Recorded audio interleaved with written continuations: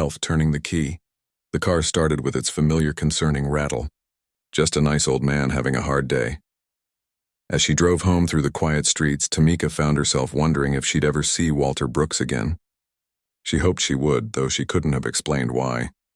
Perhaps it was simply the way he'd looked at her, not with pity for her obvious exhaustion or judgment for her worn scrubs, but with genuine appreciation and recognition. What she couldn't know, as she finally arrived home and trudged up the stairs to her empty apartment, was that their brief encounter had set wheels in motion that would arrive at her doorstep with the morning sun. Sleep came quickly for Tamika that night. No dreams disturbed her exhausted body as she sank deep into the worn mattress, still wearing her scrubs. The digital clock by her bed showed 3:47 a.m. when she finally stirred, just long enough to change into an oversized t-shirt before falling back into dreamless rest. Morning arrived with golden light filtering through the thin curtains. Tamika's first conscious thought was relief. No alarm, no rush to get Zoe ready for school. No hospital waiting for her tired body to show up and function for another 12 hours. Her rare day off stretched before her with the promise of small luxuries. A second cup of coffee, maybe catching up on that book she'd been trying to finish for months, perhaps even a bath instead of her usual hurried shower. She reached for her phone, squinting at the screen. 8:23 a.m. 5 text messages from her mother, all variations of "Zoe is fine, don't worry about picking her up until dinner time." Tamika smiled at her mother's thoroughness, as if she'd ever forget her own daughter. The apartment was quiet in a way it never was when Zoe was home. No cartoon sounds from the living room, no humming as her daughter got ready for school, no constant stream of questions and observations that both exhausted and delighted her. Tamika stretched, feeling her shoulders pop, then padded to the kitchen in bare feet. The coffee maker gurgled to life and she leaned against the counter, mentally sorting through her day. Laundry needed doing, bills needed paying, or at least organizing into urgent and can wait another week piles. The refrigerator needed cleaning out. Not exactly the stuff of daydreams, but necessary nonetheless. Her phone buzzed again, but it wasn't her mother this time. The name Mrs. Chen flashed on the screen, her downstairs neighbor, an elderly woman who occasionally watched Zoe when Tamika's mother couldn't. Concerned, Tamika answered immediately. "Hello? Mrs. Chen? Is everything okay?" "Tamika, dear." Mrs. Chen's voice was pitched higher than usual with excitement. "Did you buy a new truck?" "It's very nice. Blue is a good color for prosperity." Tamika frowned in confusion. "A truck? No, I didn't buy any truck." "Well, there's a brand new pickup truck in your parking spot. Big blue one with a red bow on it. I thought maybe you won something or got a bonus from the hospital." "A bow?" Tamika moved toward the window, coffee forgotten. "Mrs. Chen, I have no idea what you're talking about. Come look. Everyone is talking about it already. Raymond from 2B thinks it might be a mistake, that the delivery people got the wrong address." Tamika pulled back her curtain and peered down at the parking lot, her breath caught in her throat. There, gleaming in the morning sun where her Honda should have been, sat a truck that looked fresh off a showroom floor. Even from 3 stories up, she could see the large red bow affixed to the hood. I'll call you back, Mrs. Chen." Ending the call, Tamika stood frozen for a moment, trying to make sense of what she was seeing. Had her car been towed and replaced with this? Was it some kind of elaborate prank? A mistake? Moving with sudden urgency, she threw on a pair of sweatpants under her sleep shirt and stuffed her feet into the nearest shoes. Mismatched flip-flops, she realized as she rushed down the stairs. Her heart pounded with each step, a mixture of confusion and something that felt oddly like anticipation building in her chest. The parking lot was cool in the morning shade, dew still clinging to the patches of grass that pushed through the cracked concrete. A small group of neighbors had gathered at a respectful distance from the truck, their curious faces turning toward Tamika as she approached. "Is it yours?" called Raymond, a retired postal worker who knew everyone's business. "I have no idea," Tamika replied honestly, slowing as she neared the vehicle. It was even more impressive up close, a Ford F-150, navy blue with chrome accents catching the sunlight. The red bow was silk, fastened professionally to the hood. The truck looked powerful and pristine, its presence in the shabby parking lot as incongruous as a diamond in a box of pebbles. Tamika circled it slowly, keeping a cautious distance as if it might disappear if she got too close. The license plate was brand new, temporary tag still in place. Through the driver's side window, she could see a spotless tan leather interior. "There's something under the wiper," Mrs. Chen pointed out, having followed Tamika downstairs despite her arthritis. Sure enough, an envelope was tucked securely beneath the passenger side windshield wiper. Tamika's name was written across it in a shaky but neat hand. With trembling fingers, she removed the envelope. The small crowd of neighbors inched closer, unabashedly curious. "Y'all mind giving me a minute?" Tamika asked, suddenly feeling the weight of their collective gaze. With a few grumbles and disappointed looks, they retreated, though not too far. Mrs. Chen patted her arm before shuffling back toward the building entrance, throwing glances over her shoulder every few steps. Alone with the mysterious truck, Tamika took a deep breath and opened the envelope. Inside were a key fob, a folded document, and a handwritten letter on cream-colored stationery. She removed the letter first, her eyes widening as she began to read. The handwriting was the same careful script as on the envelope, each letter formed with deliberate precision that spoke of an older generation, taught penmanship as an essential skill. The paper trembled slightly in her hand as she read, "Dear Tamika, by now you've discovered my small token of appreciation for your kindness last night. Please don't think of it as excessive. To me, it's barely adequate.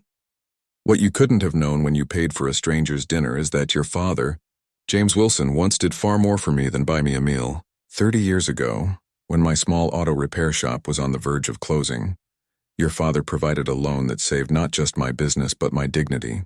He asked for no collateral, no formal agreement, just a handshake and a promise that I would help others when I could.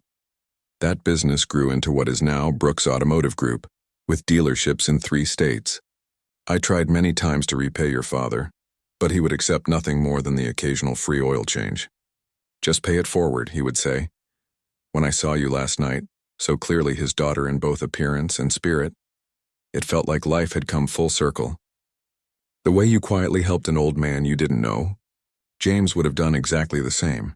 The truck is paid in full, including tax and insurance for the first year, documents enclosed. I hope it serves you well. Your father mentioned many times how proud he was of your decision to become a nurse. My Tamika has healing hands, he would say. If you're willing, there's also a position waiting for you at Brooks Automotive Group, Community Outreach Coordinator. The hours would be weekdays 9 to 5, no weekends, and the salary is twice what you're likely making at the hospital. Of course, there's no obligation, but I could use someone with your heart in that role. Your father was my friend when I needed one most. I would be honored if you would allow me to be yours. With gratitude, Walter Brooks, Chairman, Brooks Automotive Group. P.S. Your Honda has been taken to our service center for repairs. One of my technicians will drop it off tomorrow, though I hope you'll keep the truck." Tamika lowered the letter, her legs suddenly unsteady. She leaned against the truck, her truck apparently, and tried to process what she'd just read. Her father had never mentioned Walter Brooks or any loan to an auto shop. But that wasn't surprising. James Wilson hadn't been the type to broadcast his good deeds. Kindness doesn't need an audience, he used to tell her, Walter Brooks. The humble old man counting coins in a diner was the owner of Brooks Automotive Group. Tamika knew the name. Everyone in town did. Their commercials played constantly on local TV, their distinctive blue and silver logo visible on dealerships throughout the region. And yet, last night he'd been wearing a worn jacket and counting change for a meal. Why would a wealthy businessman be in such a situation? As if answering her unspoken question, she remembered what Walter had said. Today would have been our 60th anniversary. He hadn't gone to the diner because he couldn't afford to eat elsewhere. He'd gone there to remember, to honor a tradition perhaps, to feel close to his Ellie. Tamika looked at the truck again, seeing it with new eyes. It wasn't just transportation. It was a connection to her father, a part of his legacy she hadn't known existed. The key fob felt heavy in her palm. She pressed the unlock button and the truck responded with a friendly beep and flash of lights. The driver's door opened smoothly, the new car smell wafty, hung out to greet her. The tan leather seat was soft as she slid behind the wheel, adjusting it forward to accommodate her height. Everything about the vehicle spoke of quality and care. The dashboard was a blend of modern technology and classic design. With a touch-screen display and burnished wood accents, Tamika ran her fingers lightly over the steering wheel, half expecting to wake up from what surely must be a dream. But it wasn't a dream. The key slid into the ignition, a traditional key despite the fob, which somehow seemed fitting. The engine roared to life with a powerful rumble that settled into a contented purr, nothing like her Honda's worrying rattle. Through the windshield she could see her neighbors still watching, their expressions a mixture of amazement and curiosity. Mrs. Chen gave her an enthusiastic thumbs up from the building entrance. Tamika sat there, hands on the wheel, the letter from Walter resting on the passenger seat beside her. Tears welled in her eyes, not of sadness but of a complicated gratitude that reached back through the years to her father and forward to possibilities she hadn't dared to imagine just 24 hours ago. A job with regular hours. No more double shifts. Time to actually see Zoe grow up instead of just catching glimpses between work and sleep. A salary that might finally put them ahead instead of perpetually behind. All because she'd bought dinner for an old man who reminded her of her grandfather. "Thanks, Daddy," she whispered, looking upward. "I think I just met your friend." Tamika sat in the truck for nearly 20 minutes, reading Walter's letter over and over until the words blurred through her tears. Eventually, the curiosity of her neighbors drove her back upstairs to the privacy of her apartment. The key fob clutched tightly in her hand as if it might disappear if she loosened her grip. Once inside, she placed the letter carefully on her small kitchen table and paced the length of her living room, trying to make sense of everything. Her father had never been one to talk about his good deeds. Between you and God was his philosophy on helping others. Still, how had he never mentioned saving a business that grew into Brooks Automotive Group? Tamika dug through the hall closet until she found the old photo albums her mother had insisted she take after her father passed.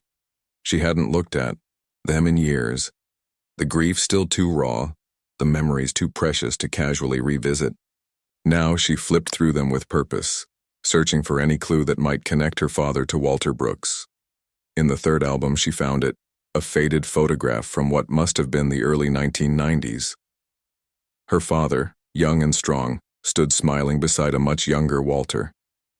Between them was a sign that read, "Brooks Auto Repair, Grand Reopening." Both men beamed with pride, their arms around each other's shoulders like old friends. Tamika touched her father's face in the photograph, tracing the familiar smile that had always made her feel like everything would be okay no matter what. "You never told me, Daddy," she whispered. "All these years." Her phone buzzed with a text from her mother. "Zoe's asking when you're picking her up. Everything okay?" Reality crashed back in. She needed to call her mother, explain what had happened, though she barely understood it herself. She needed to pick up Zoe. She needed to decide about this job offer, about the truck, about everything. But first she needed to talk to Walter Brooks. The letter had included a business card with a direct number. Tamika's fingers trembled as she dialed, half expecting to reach a secretary or answering service. Instead, Walter's gravelly voice answered on the second ring. "Brooks speaking." "Mr. Brooks, Walter, it's Tamika Wilson." A moment of silence, then a warm chuckle. "I wondered how long it would take for you to call. Found your surprise, did you?" Yes." Tamika struggled to find words adequate for the moment. "I don't know what to say. It's too much. Way too much for just a dinner."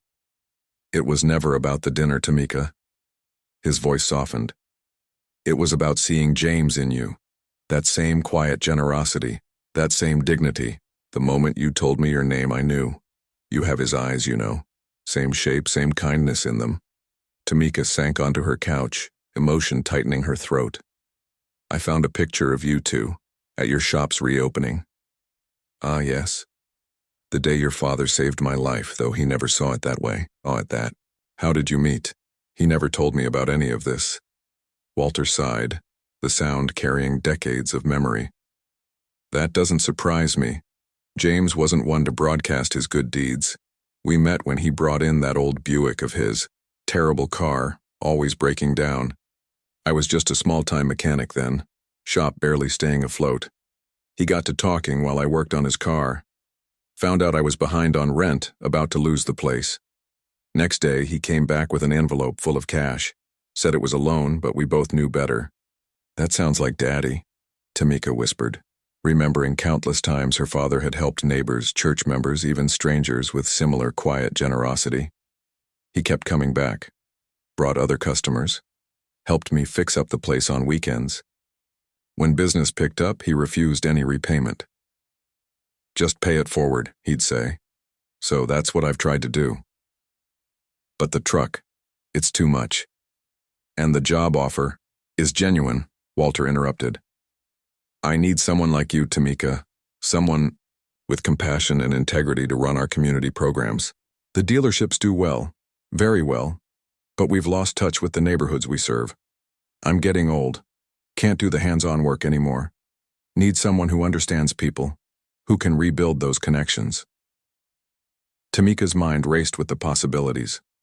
No more night shifts, weekends with Zoe, a salary that would finally let them get ahead instead of just scraping by. I don't know anything about cars, she admitted. Walter laughed. I don't need you to sell cars or fix engines. I need you to help us serve people better. The healthcare experience would be valuable. You know what families need, what struggles they face. Could I? Would it be possible to see the office? To talk about this in person? Tamika surprised herself with the request, but she needed to see Walter again, to make this strange situation real. Of course, how about this afternoon, say around 2? That would give you time to pick up your daughter first. Tamika paused. How did you know I needed to pick up my daughter? You mentioned last night she was staying with her grandmother. Just assumed you'd want her home. Right. Tamika relaxed. 2 o'clock works. Where should I meet you? Main dealership on Riverside Drive. Ask for me at the front desk. And Tamika? Drive your new truck. Get a feel for it. After ending the call, Tamika sat motionless for several minutes trying to process everything. The photograph of her father and Walter still lay in her lap, their younger selves smiling up at her from across the years. Finally, she called her mother. The conversation was predictably chaotic. A truck? From who? What old man? James knew him? What kind of job? Her mother's questions tumbled over each other. Mom, I'll explain everything when I see you. I'm coming to pick up Zoe now. Just trust me, okay? It's something good. Something really good. Driving the new truck to her mother's house felt strange. The vehicle responded to the lightest touch, its power humming beneath her as she navigated the familiar streets. It smelled of new leather and possibility. Zoe spotted the truck immediately when Tamika pulled into her grandmother's driveway, her face appearing at the window before Tamika could even turn off the engine. Whose truck is that? She demanded the moment Tamika stepped onto the porch. Where's our car? Why are you driving that? It's ours now, Tamika said simply, still not quite believing it herself. Ours? But how? Did you win something? Did we get rich? Zoe's questions mirrored her grandmother's, who stood in the doorway with arms crossed, waiting for explanations. Over lunch at her mother's kitchen table, Tamika told them everything. The diner, Walter counting his change, the surprising connection to her father, the job offer. As she spoke, her mother's expression shifted from skepticism to wonder. That sounds like your daddy, she said finally, shaking her head. Always helping folks and never saying a word about it. That man would give away his last dollar and then tell me we were rich in blessings. Do you remember Walter Brooks, Mom? Did Dad ever mention him? Her mother thought for a moment. The name sounds familiar. Your father did help some mechanic years back, mentioned it once when I asked why he kept going to the same shop even though it was clear across town. But I had no idea it turned into all this. She gestured toward the window where the truck was visible in the driveway. Are you going to take the job, Mom? Zoe asked, her eyes wide with excitement. Would we be rich then? Tamika smiled, stroking her daughter's hair. Not rich, baby, but comfortable. And I'd be home every evening, weekends too. No more night shifts? Zoe's voice held a mixture of hope and disbelief, and Tamika realized how much her work schedule had affected her daughter. No more night shifts, she confirmed. But I haven't decided yet. I'm meeting with Mr. Brooks this afternoon to learn more. At exactly 2 o'clock, Tamika pulled the truck into the visitors' park. Area of Brooks Automotive Group. The main dealership was impressive, a sprawling complex with a showroom of gleaming vehicles, a state-of-the-art service center, and a 3-story office building with the now familiar blue and silver logo. She had dressed carefully in her best clothes, black slacks, a turquoise blouse her mother had given her for Christmas, low heels that pinched but looked professional. Still, she felt underdressed as she walked through the automatic doors into the air-conditioned showroom where sales staff in crisp suits showed vehicles to prospective buyers. "I'm here to see Walter Brooks," she told the receptionist, trying to project confidence she didn't feel. The young woman's eyebrows rose slightly. "Do you have an appointment? Mr. Brooks doesn't usually meet with customers directly." "Yes, I do. Tamika Wilson, 2 o'clock. Recognition dawned on the receptionist's face. "Oh, Ms. Wilson. Of course, Mr. Brooks is expecting you. He asked me to bring you straight up." She led Tamika to an elevator at the back of the showroom. "Everyone's been talking about you," she confided as they ascended to the top floor. "Mr. Brooks came in this morning happier than we've seen him in years." The elevator opened directly into a spacious reception area, decorated with vintage automotive memorabilia and framed photographs chronicling the growth of Brooks Automotive Group from a single repair shop to its current empire. And there, waiting by the receptionist's desk, was Walter. Gone were the worn clothes from the diner. Today he wore a well-tailored gray suit that emphasized his dignified bearing, but his eyes were the same, kind, intelligent, with that hint of mischief that had drawn Tamika to him in the first place. "Tamika," he said warmly, stepping forward to take her hand. "Welcome to my world." "I'm so glad you came." As their hands met, Tamika felt a connection that transcended their brief acquaintance. A link forged through her father, through shared values, through a chance meeting that perhaps wasn't chance at all. "Thank you for having me," she replied, suddenly certain that her life was about to change in ways she couldn't yet imagine. "I think I have a lot to learn about my father. And about you." Walter's smile deepened, creating a web of wrinkles around his eyes. "And I have a lot to share.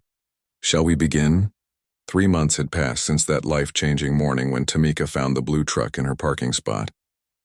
Summer had faded into autumn, bringing cooler mornings and leaves that crunched beneath her feet as she walked from the parking lot to the glass doors of Brooks Automotive Group each day. The community outreach office was located on the first floor of the main building. Walter had insisted on it being easily accessible to visitors. "No barriers," he'd said during their first meeting. "We're here to serve people, not intimidate them." Tamika's desk faced large windows that looked out onto a small garden. Walter had the space renovated before she started, replacing the previous occupant's dark furniture with lighter wood and bright, welcoming colors. Her nursing degree hung on the wall beside photographs of her with Zoe and a framed picture of her father, the one with him and Walter at the shop reopening. Now restored and enlarged. "Morning, Ms. Wilson," called Darlene, the receptionist who had become Tamika's fast friend over the past months. "Morning," Tamika replied, setting down her travel mug on her desk. "How was your grandson's birthday party?" "Complete chaos," Darlene laughed. 6 5-year-olds hopped up on cake in excitement. "My daughter's still cleaning frosting off the ceiling." Conversations like this, casual, friendly, unhurried, had become a normal part of Tamika's workday. No more rushing between patients. No more snatched lunches eaten standing up. No more coming home too exhausted to do more than collapse on the couch. The change in pace had taken some getting used to, but the benefits were undeniable. Tamika checked her calendar for the day. A meeting with the local high school principal about the apprenticeship program, lunch with the marketing team to discuss the holiday donation drive, and an afternoon visit to the senior center where they'd been offering free basic car maintenance workshops. Busy but manageable, and meaningful in a way that surprised her. When Walter had described the job, Tamika had worried she'd miss nursing, the direct connection with people, the knowledge that her work made an immediate difference. But this role had its own rewards. The apprenticeship program had already placed 15 at-risk teenagers in paid internships. The senior workshops not only taught practical skills, but provided much-needed social connection for isolated elderly residents. Last month's food drive had collected enough to stock 3 local pantries through the winter. You're making ripples, Walter had told her just yesterday during their weekly check-in. Like your father did. One person can't solve everything, but they can start the movement that does. Her phone buzzed with a text from Zoe. Don't forget, science fair tonight at 6:30, followed by a string of excited emojis. As if I could forget, Tamika texted back. Your volcano will be the star of the show. That was another change, being present for these moments. No more missed school events because of shift work. No more tearful phone calls where Zoe tried to describe her art project or recital performance to a mother who could only listen from a hospital break room. A knock on her open door pulled Tamika from her thoughts. Walter stood there, looking dapper as always in a charcoal suit and blue tie that matched the company colors. Got a minute? He asked, though he was already settling into one of the chairs across from her desk. At 82, he moved more slowly than he once had, but his mind remained sharp as ever. For you, always. Tamika smiled at the man who had become a blend of boss, mentor, and family over these past months. I've been thinking, Walter began, adjusting his glasses. The holiday season's coming up. A lot of families struggling this year with the economy being what it is. Tamika nodded. She'd seen it firsthand in their outreach work. More people seeking assistance, more worry in the eyes of parents, more tough choices between necessities. I want to do something special. Something beyond our usual programs. Walter leaned forward, his eyes bright with purpose. Remember how we talked about your father's philosophy? Between you and God? I do. What would you think about an anonymous gift program? We identify 50 families in real need.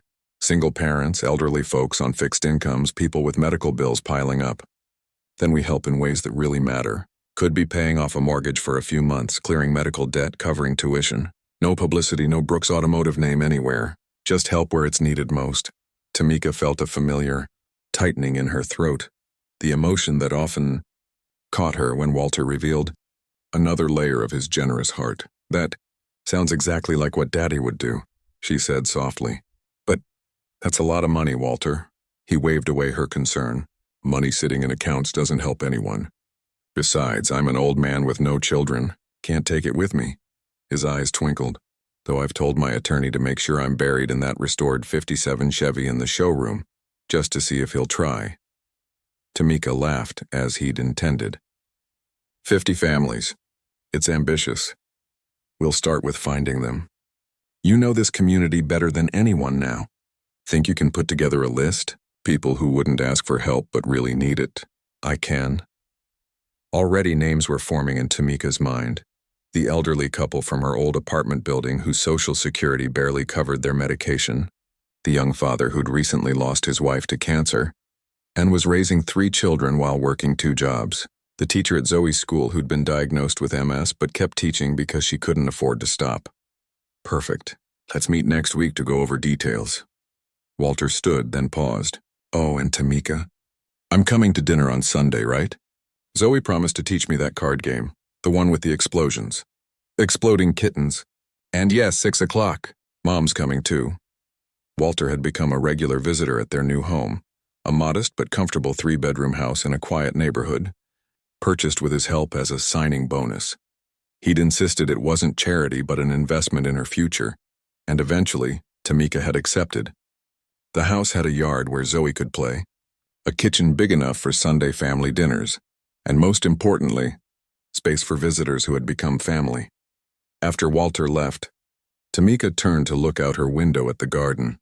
A young couple was being shown a minivan by one of the sales staff, the woman visibly pregnant, the man checking the back seats with careful attention. Beginning a new chapter, just as she had. The blue truck had become known throughout the neighborhood. Tamika used it not just for commuting but for delivering meals to elderly residents, picking up donations for the food bank, and transporting supplies for community events. Its bed had carried everything from Christmas trees for families who couldn't afford them to furniture for a women's shelter that had recently expanded. Sometimes, when she was driving alone, Tamika would talk to her father as if he were sitting beside her. You'd like what we're doing, Daddy, she'd say. Walter tells me stories about you all the time. Things you never mentioned to us. That family whose house you helped rebuild after the fire. The college fund you set up for the Johnson boys after their father died. Always quiet, always behind the scenes. Just like Walter. The afternoon passed quickly. The senior center workshop was a particular success, with 20 elderly residents learning basic car maintenance skills they could use to avoid being overcharged by less scrupulous repair shops. One woman in her 70s had hugged Tamika tightly at the end. "My husband always handled these things," she'd confided. "Been gone 3 years now, and I've been terrified every time something goes wrong with the car." "Not anymore. You tell that Mr. Brooks he's doing the Lord's work with these classes."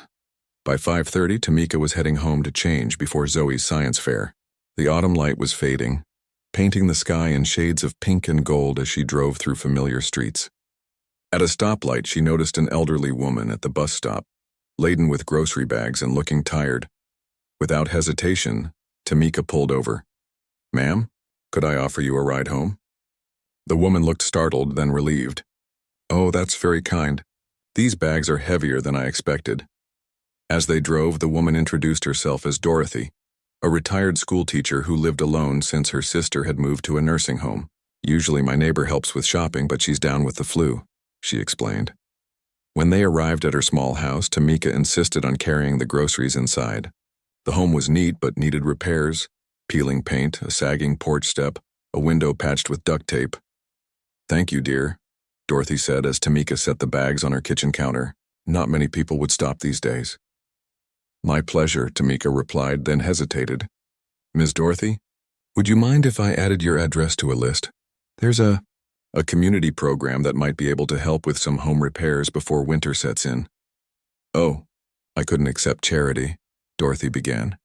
"It's not charity," Tamika assured her, echoing Walter's words. "It's community. We look out for each other." Driving away a few minutes later, Tamika added Dorothy's name to the mental list she was compiling for Walter's holiday program. The truck's heater hummed softly as darkness fell, and Tamika thought about the chain of events that had led her here, from a simple meal bought for a stranger to a completely transformed life. At home, Zoe was already dressed and anxious to leave for the science fair, her handmade volcano carefully secured in a cardboard box. "Mom, you're cutting it close," she scolded, so grown up at 9.5. "Sorry, baby. Got caught up helping someone." Tamika changed quickly into a sweater and jeans. "Ready when you are, Professor Wilson." As they drove to the school, Zoe chattering excitedly about her project, Tamika felt a deep contentment settle in her chest. The road ahead was bright with possibility, not just for her, but for all the lives she could touch through her work with Walter. "You know," she said during a pause in Zoe's monologue about volcanic eruptions, "sometimes a small kindness can change everything."